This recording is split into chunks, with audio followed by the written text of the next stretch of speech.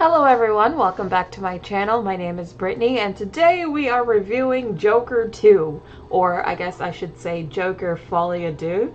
This movie, I think there was a lot of flaws in this movie just from the conception up, although I do have a much more nuanced, kind of complicated take on this movie as we'll discuss. I don't absolutely loathe it like so many people do. Lord, like the things I was hearing people say as I was leaving the theater, wow, like people really don't like this movie, like a lot.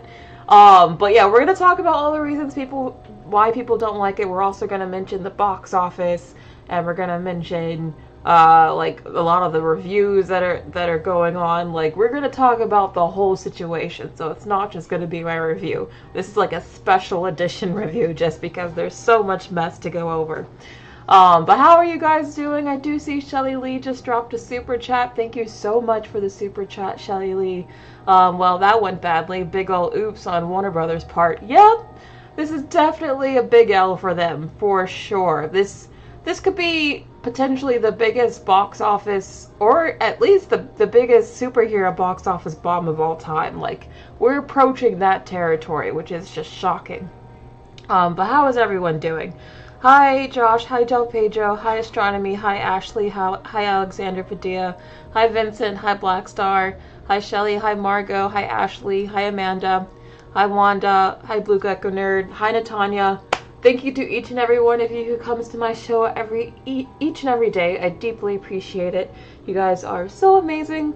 Thank you guys for just showing up and being part of this wonderful community. So, I do want to know, just before we even get into anything, who has seen Joker? I'm hoping most of you have actually seen it, so, you know, we can have a deep discussion. This will be a spoiler review, just so you know. I will be spoiling things. Hopefully you don't mind. Yeah, it did do even worse than Morbius. We're at worse than Morbius territories right now. Like, that's how badly this movie is doing. Xavier saw it, okay. Blue Gecko Nerd says, I feel like people these days tend to be dramatic for no reason. You know, we'll talk about it, but my first initial reaction after seeing the movie was, I expected a lot worse just based on what I heard, but upon further reflection, I realized why people hate this movie so much, and I'm gonna go over all of it. Burning Daylighter, you don't care about spoilers. Ja Pedro's disappointed. Seems like you guys don't care about spoilers, so that's fine. Let's just get straight into the news then. So, like I said, Warner Brothers is estimating a $37.8 million debut for the Joker 2. For those keeping track, that's lower than the Marvels, which made $46 million, and Morbius, which made $39 million. Somehow, this movie, which is a sequel to a billion-dollar film that stars two well-known, high-profile people. I mean, Lady Gaga just got a hit with Bruno Mars, like, a month ago. Like, she's riding high on, like, a huge hit in her music career right now.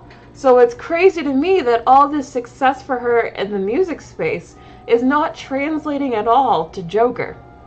It's very, very interesting. I'm very curious to see how many monsters actually went to see this movie, because a lot of them apparently stayed home. Anyone a monster here in my chat? Anyone a Lady Gaga fan? I actually am a Lady Gaga fan. I listen to her music. So I'm disappointed. I wanted better for her. In fact, I really thought, starting with The Star is Born, I thought Lady Gaga's career, her acting career, was just going to skyrocket. I thought Lady Gaga was going to be one of those rare success stories where, like, a musician was able to transition into being an actor and, like, it actually stuck. Because that doesn't always go well, as we can see right now. So, I was hoping that she would be a success story, and, like, man, she's just having a lot of bad luck. Did anyone see this coming? Is anyone shocked this opened lower than freaking Morbius? My 2 cents says, you can't fix bad writing. Oh yeah, it's not just bad writing. There's a lot, we'll talk about it. I even think that the writing is, like, bad in and of itself. I think it's the reasoning and the method and like why those scenes are in the movie that are wrong. Again, I'm gonna go over that. Okay, I'm seeing some Gaga fans. That's nice. That's nice. It's so unfortunate. Why didn't y'all go see the movie? But anyway, it's lower than Birds of Prey. Oh gosh, Josh, this is just. Every time like the bar kept getting lowered, it just went even lower. I haven't seen this happen to a movie since the Marvels, so that's really not good company you want to be in. Just keep this in mind. Joker 2 currently has a budget of $200 million. The first film only had a budget of $60. They upped the budget for this movie because the first movie did so well, so they thought, oh, so now it's less of a risk, we can spend more money. No, you changed like everything about what the fans of the first movie liked about that movie. So you shouldn't have just taken your audience for granted and just assumed they would show up again. Especially when you literally made this movie for a different audience. And I would say that's probably this movie's biggest problem. Just to kind of hint at what we're going to talk about in the review section. I really think this movie, the sequel, was made for a different audience than the first movie. I think, as I've said before, I think the first movie was made for a more of a like film bro audience. And the sequel is made for more of like the Agatha All Along audience. If you know what I mean. Like, I just think that when you look at Cinema Score, because this did get a D Cinema Score, which is apparently the worst Cinema Score of any superhero film in history. Yes, this is a bad score, a really awful score, but Cinema Score is not just a judgment of like how good a movie is. It's supposed to be a judgment on were the expectations of the audience fulfilled. And if you went into this movie expecting a traditional Joker movie, a Joker movie where he's just being an evil villain, doing evil villain things, and you want to see him be all wild like Heath Ledger's Joker, this is not that kind of movie. It's just not that kind of movie at all. So of course, if you were a fan of the first movie and what they did with that film, if you're a fan of the character Joker and want to see the Joker be Joker proudly, you're not going to get any of that in this movie. So obviously your expectations are going to be subverted and you're probably going to hate this movie. That's why I think the reaction is so steep. I actually think, potentially, over time, now that everyone knows what the movie is and like the surprise is over, I actually wonder if this movie might get reappraised a little in some time. I'm not saying this will be some cult classic masterpiece or anything, but I do think that over time this movie could be reappraised as maybe we were too harsh on this movie. Because I really think most of it is not bad. There are some issues with it that I will go over in a minute. But I really think the harsh, dramatic reaction to it, I mean, the fact that both the critics and the audience scores are in the 30s. Like, that's awful. But I think a lot of this is just coming from, what the heck is this? This is new, this is weird, this is out there, this isn't Joker, this isn't like the first movie. And it's just like a really big knee-jerk reaction to something wildly different. Because I think if you can just look at the movie for what it actually is, and not for what you expected or wanted it to be, I don't think it's terrible. It's not great, it could be better, there's still some issues as I said, but I don't think it warrants this kind of backlash.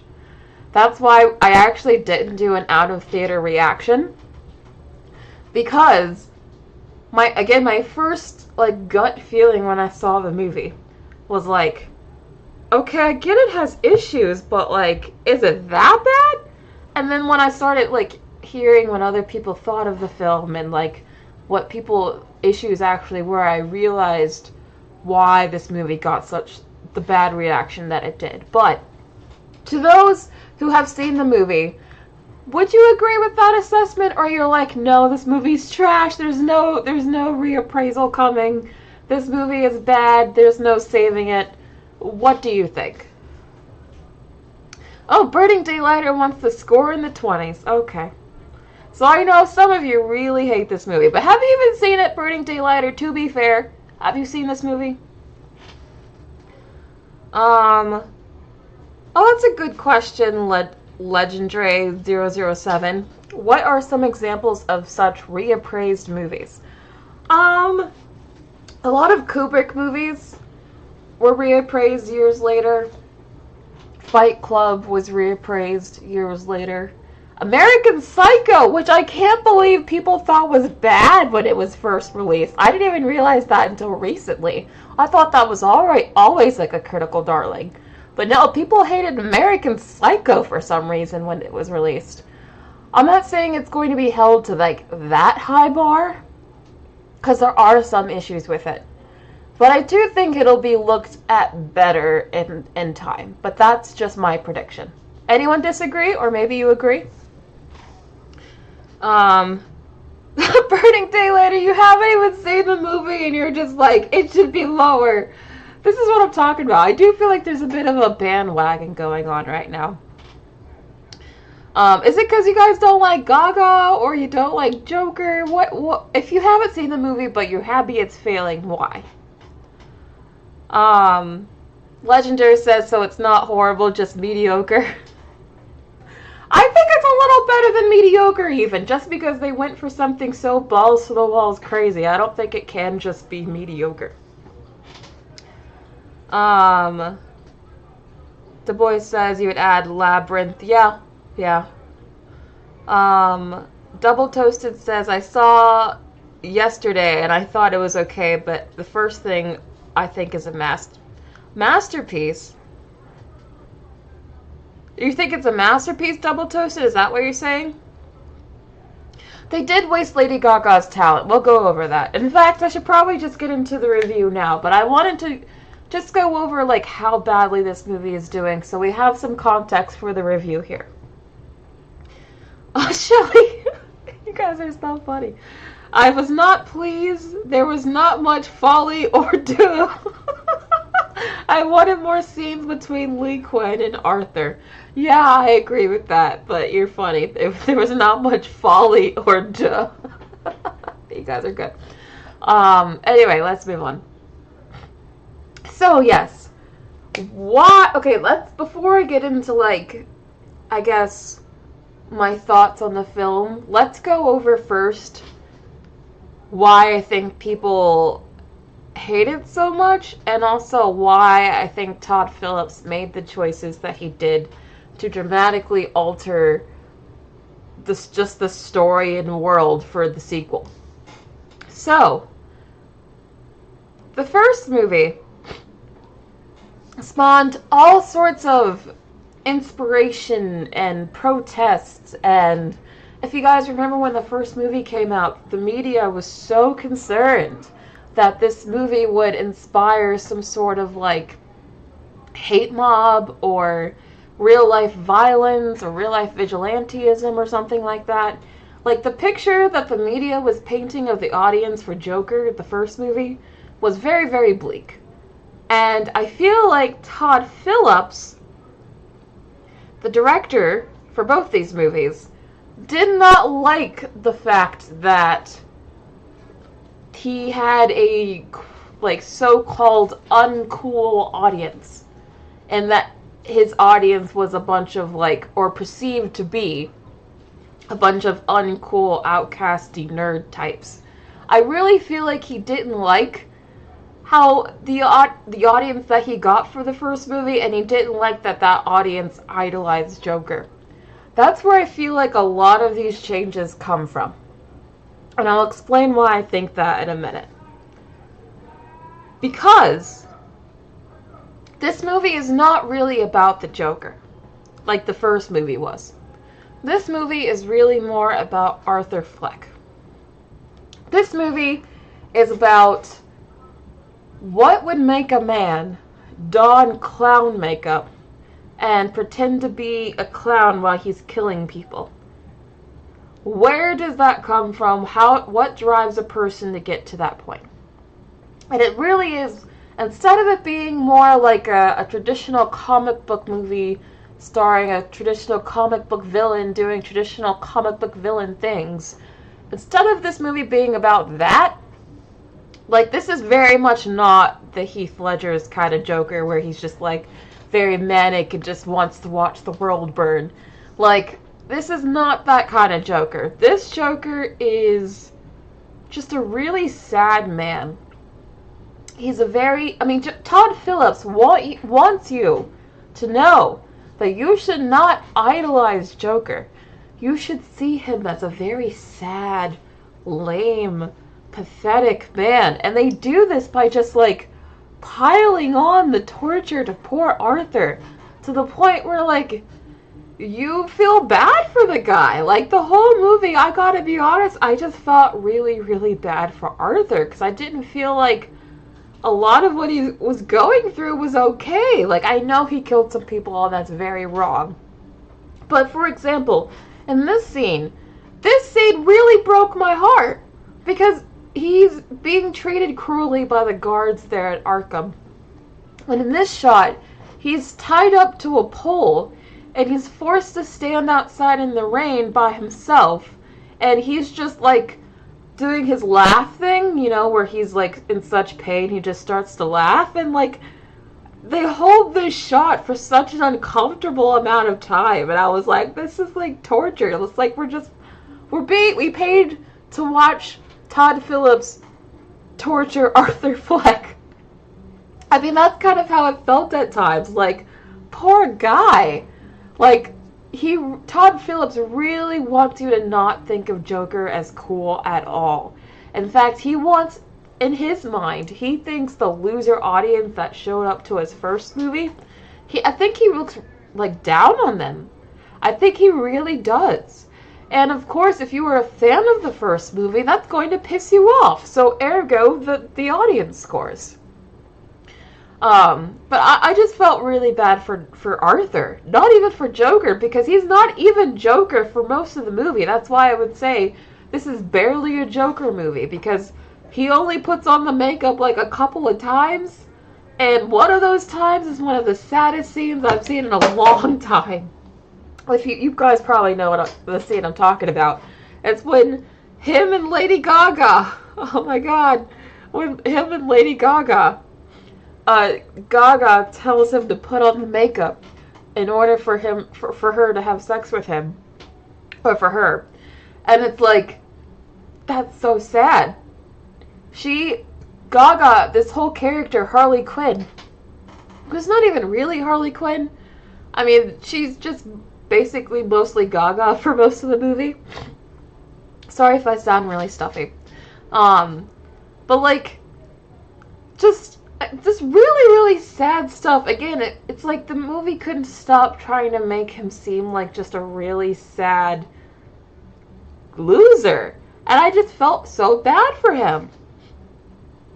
Arvin says, I mean, even Lee was taking advantage of him. I know! I really wanted to like Gaga as Harley Quinn, but I have to say, how they wrote this character, she's very unlikable in the movie. And I was disappointed by that. I was. Because she was the main thing I was looking forward to be honest, because I'm a big Lady Gaga fan. And not only is her role greatly diminished, I mean, there are just so many things that we saw behind the scenes of that were not in the movie. Like this scene here, like obviously they filmed alternate endings and the ending we got was not the best. But we didn't even get this. We also didn't even get like that one kicking scene when they're going down the stairs. Like, I want to see what this was about. Like, I feel like there's a whole other cut of the movie out there where there's like a whole different other storyline that Joker and Harley could have done. Because based on the trailer, it seems that way. And I just feel like the version of that story that we got in the trailer looks a whole lot more interesting than the version that we got in the movie. So that kind of annoys me. Josh Loves Movie says, I think DC needs to take a break from Joker and Harley Quinn as they are everywhere. True. Every time there's a new DC property, even when it's animated, they always want to like bring up Joker and Harley.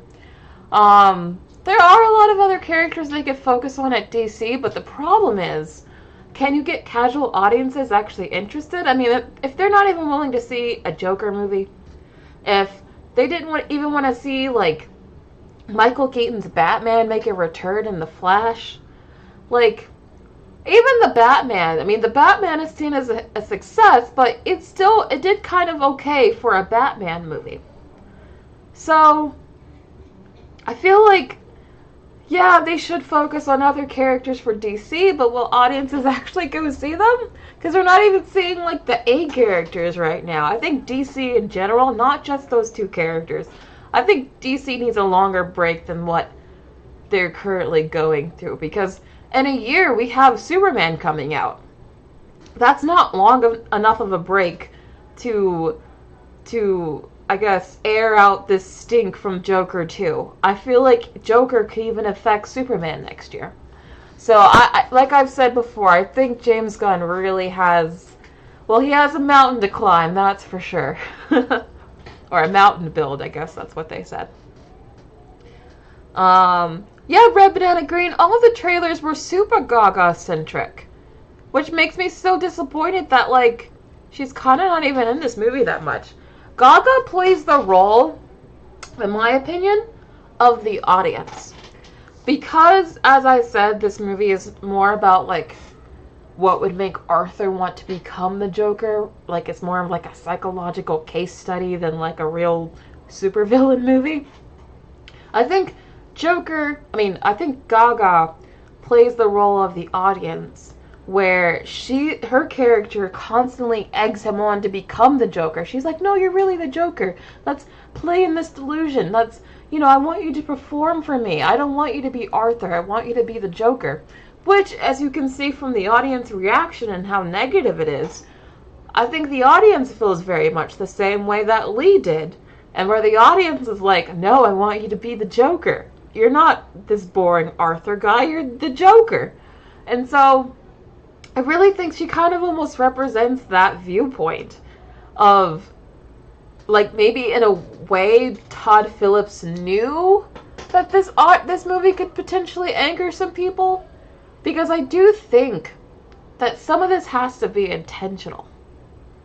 I do think that maybe he was trying to make some sort of commentary on, like, people don't care about the Joker's mental health, and I don't think that's the kind of movie people wanted to see. Again, I think people wanted to see, like, crazy Heath Ledger kind of a Joker, where he's just doing, like, shifty things and evil stuff. And, like, that's just not this movie.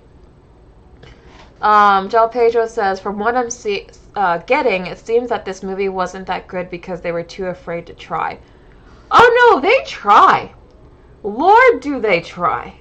Oh, I wouldn't, there are a lot of complaints you can give this movie, but not trying is not one of them. Because pretty much almost all of the music sequences, for example, are really out there. I mean, I think visually they're gorgeous. Like, I think the cinematography for the movie is pretty good. Like, even the shot looks nice. But a good musical, the music is supposed to enhance the story, right? But in here, these songs actually detract from the story, because the songs themselves aren't really explicitly about what's going on presently in the movie. So, like, you'll be having a scene about stuff, whatever's going on, and then one of them will randomly start singing about something that seems like it's about something totally different. And you're like, I get where you're going with this, because every time something awful kind of happens to Arthur in the real world, or maybe he sees Harley, he starts to daydream these musical sequences. That's basically how they work them into the movie. And I just don't think that they work, because the songs seem totally disconnected from the events that are going on in the film. And it's not just because it's a jukebox musical, because Moulin Rouge is a jukebox musical. And this musical works so much better than Joker, because the songs that they actually chose fit the plot, the narrative of what's actually happening in the movie. For example, One Day I'll Fly Away. They use that song as Satine's I Want song. And it makes sense within the context of the movie. So it's not just like she's singing a random song that has no relation to what's actually happening in the film. But that's what Joker does. They choose like random jukebox songs that don't really fit the context of the story, so it just kind of feels like disjointed and unrelated. So of course the songs are going to be what people don't like about this movie, because they don't really fit in my opinion. And I think jukebox musicals can be really good and do well. Obviously, Moulin Rouge was one of them. But you have to choose the songs really, really carefully. And I don't feel like the songs were picked out well for this movie at all.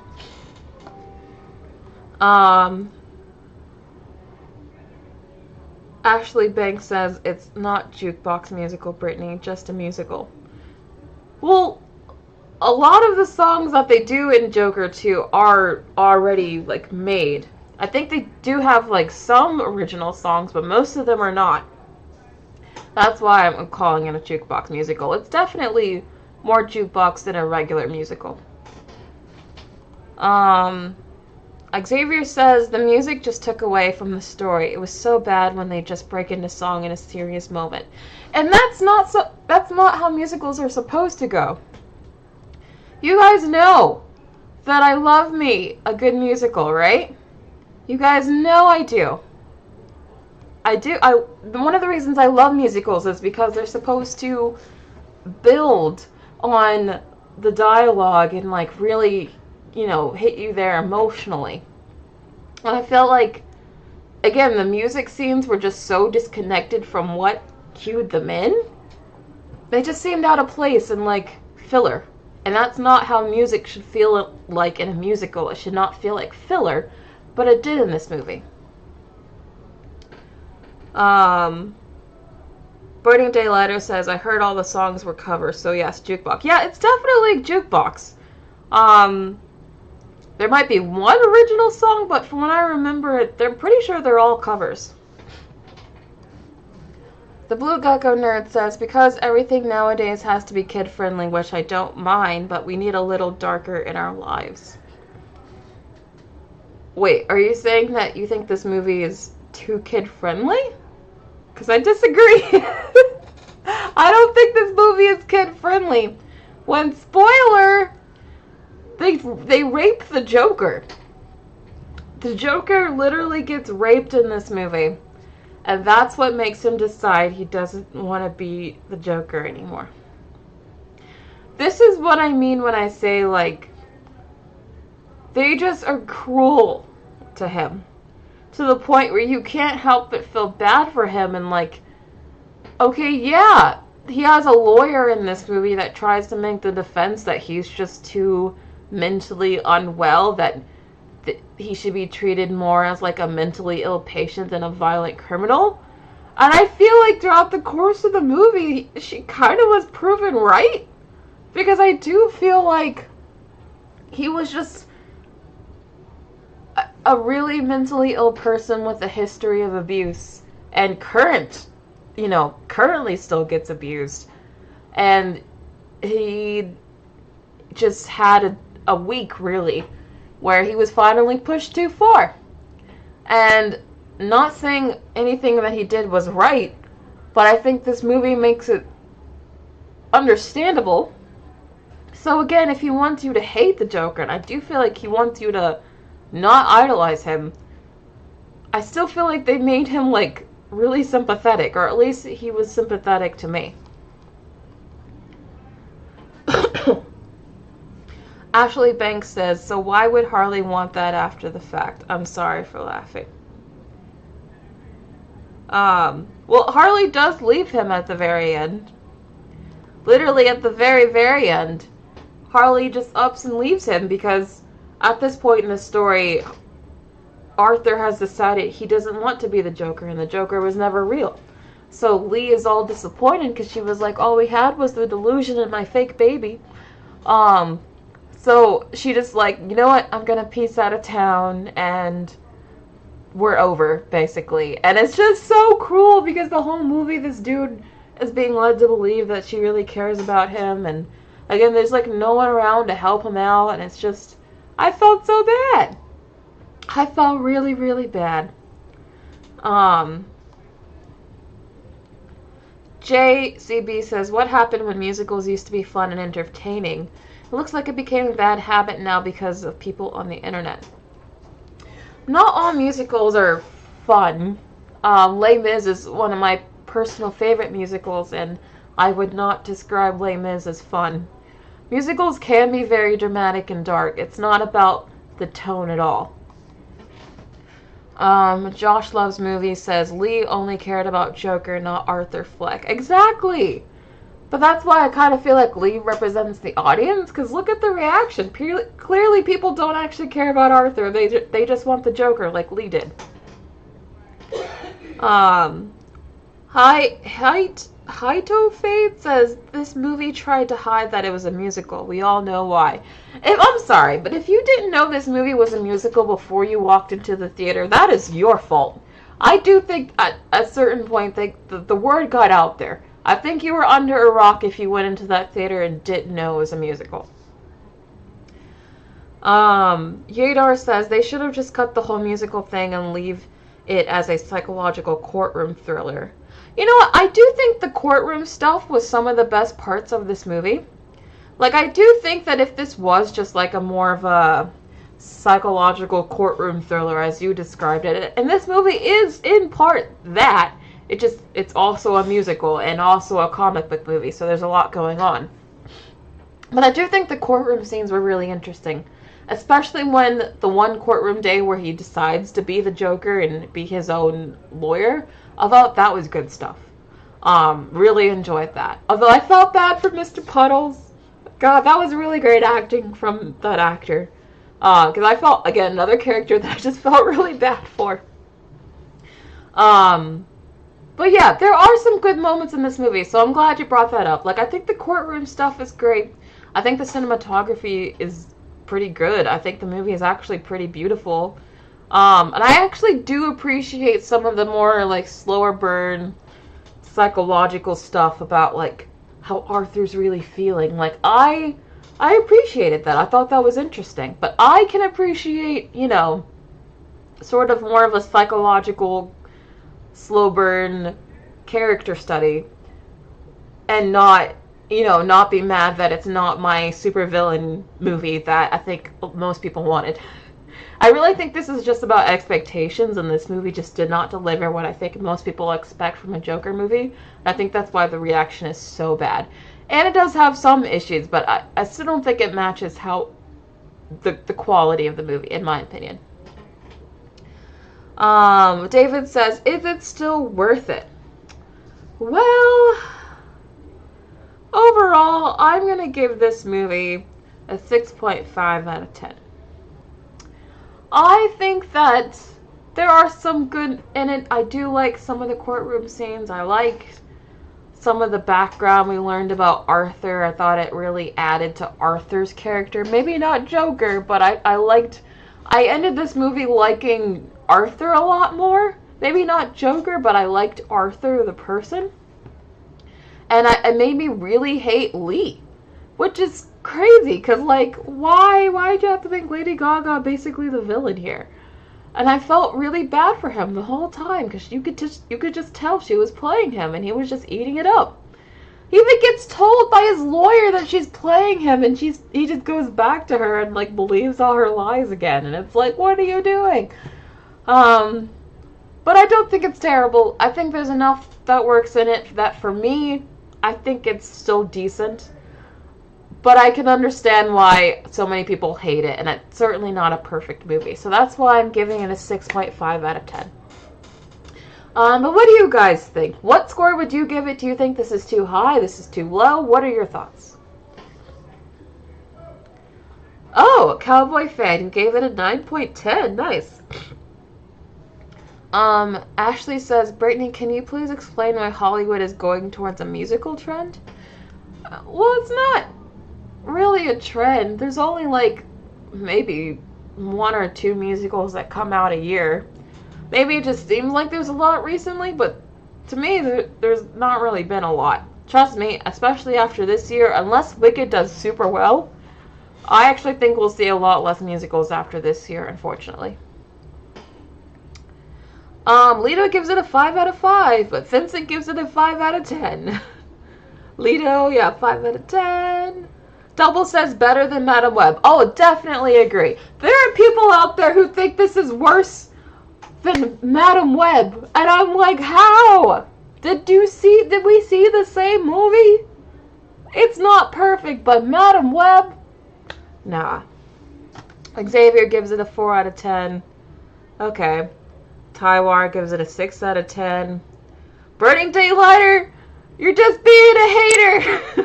You give it a 2 when you haven't seen it. You're funny. Josh says, do you think this is gonna hurt future R-rated comic book movies and less of them get made?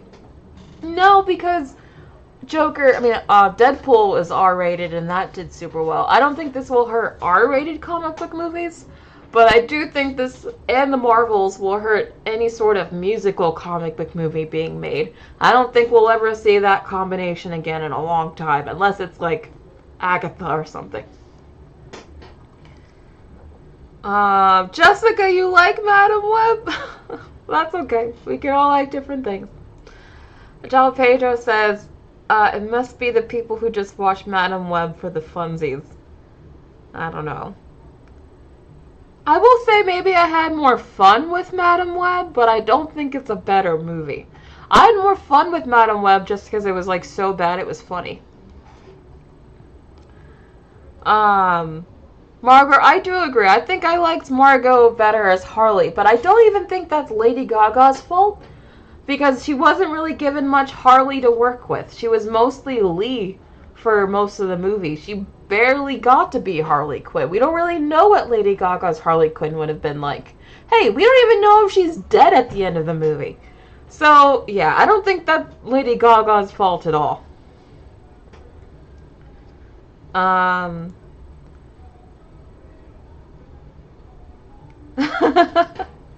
Boy, you're funny. I agree. Madam Web was another level bad. For me, as far as like the worst superhero movies I've ever seen, I would not put Joker 2 in that conversation. For me, those movies would still be like Madam Web, Morbius. For me, Venom 2, I thought that was terrible. But also Wonder Woman 1984. God, that was awful. I hated 1984. Those I would still put in the category of like some of the worst superhero films of all time. Also, Fantastic, like, yeah, that goes in that category. Double Toasted says Lady Gaga was just a crazy chick in the film. Exactly! She wasn't even really like Harley Quinn. She was just like some random crazy chick. Like, that's literally what her character was. Like, we don't even understand why she was doing the thing she was doing. I guess she was just bored? Was that it? Was life for her just so perfect because she had like a rich dad that she just wanted some drama because she was bored? Like, is that really it? Like, that's, I don't know, it's dumb. The Flash was also pretty bad, yeah. Ashley, we're gonna have to disagree on that one. 1984 is probably on my top 3 worst comic book films ever. I really did not like that movie. Josh says DC is having the worst luck with making sequels. They're having just bad luck in general, not even just with their sequels. This still, I mean, we all laughed at The Rock for how badly Black Adam did, and it still didn't do great.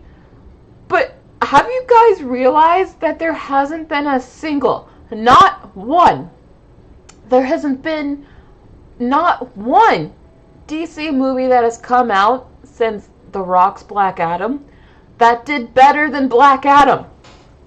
We were making fun of The Rock for like, oh, maybe he can't sell tickets. Oh, he's a flop.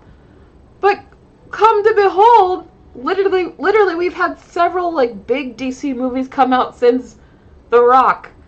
And like not a single one of them has done better than Black Adam. So maybe The Rock does have some pull. We just didn't realize how bad the problem was with DC yet. Isn't that crazy? Isn't that crazy? Yeah. Anyway. that's it. We're gonna have more discussions, probably about this movie and the fallout and its second weekend, actually on Sunday. I'm sorry, there won't be another live stream this week, but I'm busy. I have a very busy week this week, so I just can't. So the next show will be on 12 p.m. Sunday. So not 1 p.m. like we usually do, but an hour earlier at 12 p.m. because I have to go to rehearsals for my show a little after that. So it's going to be at 12 p.m. on Sunday. We're going to talk more about Joker, but also some more movie news and just catch up for the week. So make sure you're here on Sunday. I'm hoping to also make a few shorts as well, just to keep some content going.